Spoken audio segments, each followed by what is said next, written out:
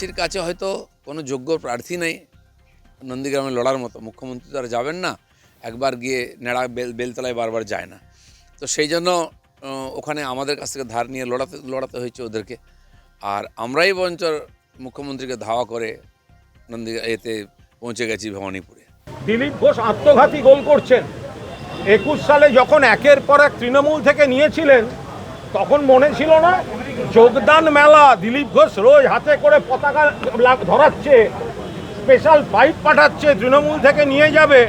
আজকে যখন বিজেপিতে থাকা মানুষরা বলছে বিজেপি বাংলার শত্রু, তারা তৃণমূলে চলে আসছে, তখন দিলীপবাবু, ও দিলীপবাবু তোমার কোন কোন জায়গা ব্যথা গো, কোন কোন জায়গা ব্যথা? এবারে ভাই ভোটের লড়াই এই এখানেই দেখবো।